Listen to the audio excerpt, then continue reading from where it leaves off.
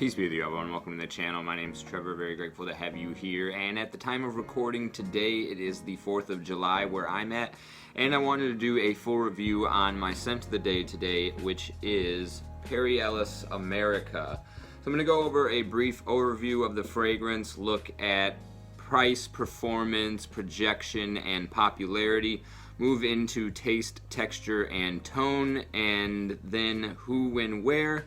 Finally, ending off with my overall rating and the best places to pick it up at discounters. So we're going to get right into the review here. So Perry Ellis America, it is a 2019 re-release. I believe the flagship fragrance for Perry Ellis was called America back in the 90s. They did this rendition back in 2019 and then I believe subsequently discontinued it again. It's not on their official website when I checked this morning, but it is still out there at discounters, but just barely. I think you can still find this at the rack stores from time to time as well, so keep your eye out for it there. I'm sure that's probably where you can get the best price at currently. So I'm going to go ahead and check out the atomizer, put an application on hand here. Pretty decent atomizer, nothing crazy. Let that kind of waft around a bit. I believe the perfumer for this fragrance is named Steve De Marcato. I don't have anything else from his portfolio in my collection, but two fragrances that are noteworthy that I would be willing to get my nose on from him are one of the Perry Ellis fragrances as well as the Green Guess for Men fragrance. One of those that you also see out at the rack stores and something I've been meaning to try out for spring cheapies.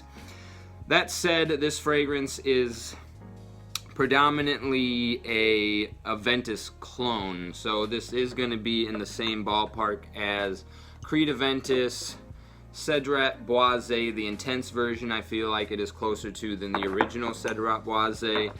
Hachivat from Nishane. All three of these are pineapple forward style fragrances with a little bit of a vanillic undertone.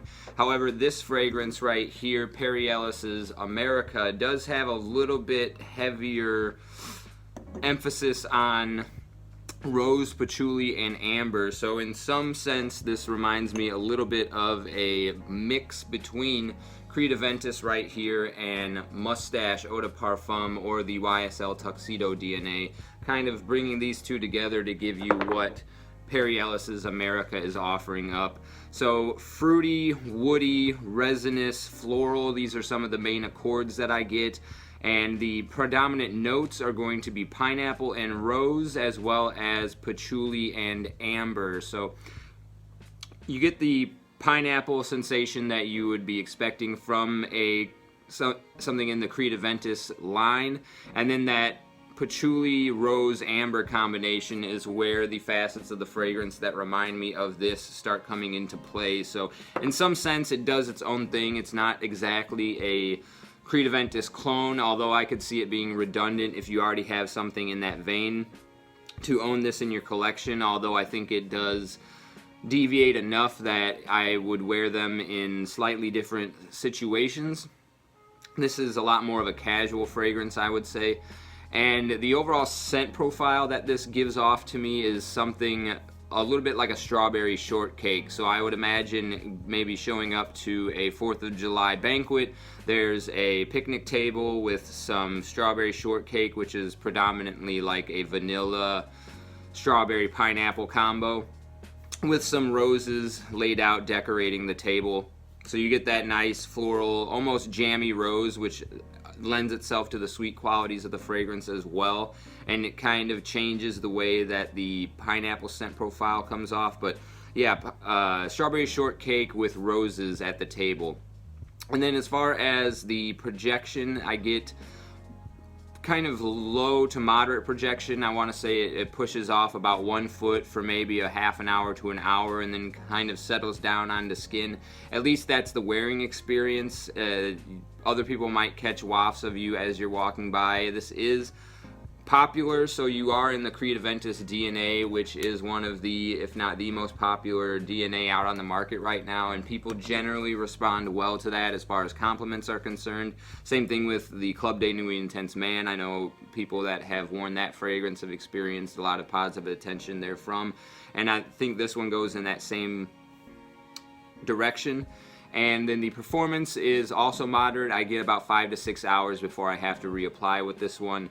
So it is mass appealing and popular. I would say it's more safe than mass appealing, though. It's something that you're going to be able to maybe pull off at the office, although it's more extroverted than that, I think. And then the price on this one, like I said, I believe it's been discontinued, but there are still some spots available online where you can find it. I saw that Amazon has a standalone bottle for around $45, as well as Fragrance X has it around that price point. I saw a listing on eBay for around $38 or $40, and then Amazon also had a gift set that they were selling for cheaper than the standalone, which comes with, I think, the 100 ml bottle, maybe some shower gels and things of that nature, which was coming in at right around the $38 price point.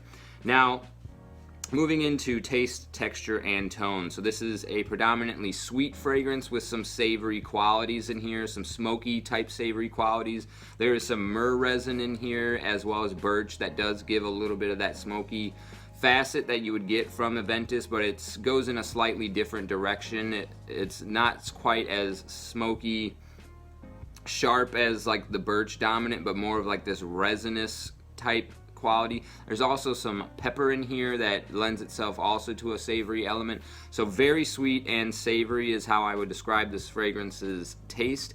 Its texture is creamy. That's pretty much the end all be all in terms of the fragrance's texture. It's very nice, creamy, almost gourmand in that facet, because it is almost edible, that strawberry shortcake type sensation, maybe some like whipped cream vibes going on with that rose pineapple combo, as well as the patchouli amber, I think, lending itself to that sensation.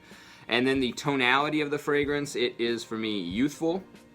So that sweetness does give off a jubilant vibe, although it's not quite bubblegummy. And because of that, I think that anybody can wear this, like of any age, even though it comes off as youthful. It doesn't define you as youthful by wearing it, I would say, because it does have more of this signature scent quality about it.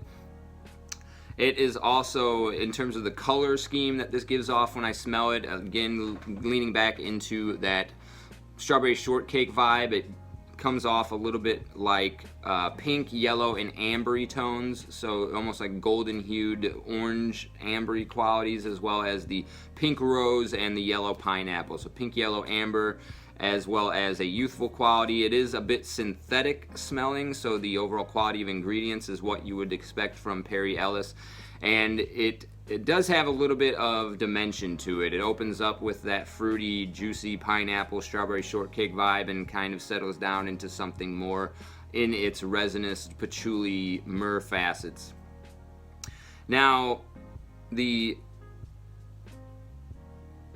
who, what, or who, when, and where. So like I said, this is a little bit youthful, but I think anybody of any age can pull this off. It is for extroverted type individuals, I would say, people persons, very fun-loving type individuals, people that are outgoing and fun-loving. This is a youthful, fun, outgoing style fragrance, so that's who I would say this is for. It is predominantly a spring and summer fragrance, I would say, probably more spring because of its heavy, kind of creamy wearing. The high heat might be a little bit cloying for this one, although I think you can get away with it perfectly fine. That nice fruity quality from the pineapple is going to play well out at high heat situations, but I think spring is going to be the number one spot for this one. Its floral rose kind of lends itself well to that atmosphere. But the resinous qualities in here also are going to be great for the autumn time, I would feel, the patchouli and myrrh. So this is easily a signature fragrance in terms of where and when, or when you can wear it. I think it's a 3-season style fragrance, and then I would wear this. I'm wearing it today for the 4th of July, so I think this is great just to be on theme for that. It's going to be great for cookouts and barbecues, any type of mass gathering. This is going to be fine for clubbing as well because it has a good degree of that sweet, fun tone to it, even though the projection isn't quite what I would want for being in a club. It's fine for all other types of gatherings. It's even great for a date night, a summer date night, or a day date because of that sensual, inviting, sweet quality that it has. So that was taste, texture, and tone, who, when, where. And I would wear this casually in terms of the attire that I would associate with it. It's not very formal or even business casual, definitely just regular casual, something that even though I would wear it maybe to a date night, it's not something that I would wear to a fancy restaurant. Maybe if you're just taking somebody out to like an Applebee's or a Buffalo Wild Wings, it's like a fine fragrance for that. And then finally finishing off the best discounters that I saw this at, like I said, with Amazon, eBay, and Fragrance X for around $40. And my final rating for this fragrance, I'm going to give it a 6.5 out of 10. Not quite. A 7 is about where I draw the line for things that I reach for pretty consistently, and this just falls under that belt just because I have things like Intense Cedrat Boisé, Hachivat, and a million other Aventus style clones. I don't even reach for this that much anymore since they came out with the Cologne flanker of that. That being said, I still enjoy this fragrance, and it's just right at the highest point of okay. You know, like 6.5 is as high as it'll get without being in my regular rotation. So I think this is a lovely little fragrance and something worth checking out if you are a fan of the Aventus DNA or you don't have anything in that vein in your wardrobe yet, and especially just something to have if you wanted to make it a go-to for future 4th of Julys, which I think this is going to be something that I make a tradition out of wearing on this Independence Day. So that was my full review of Perry Ellis's America. Let me know what your experience with this one was in the comment section down below, if you've tried it or not.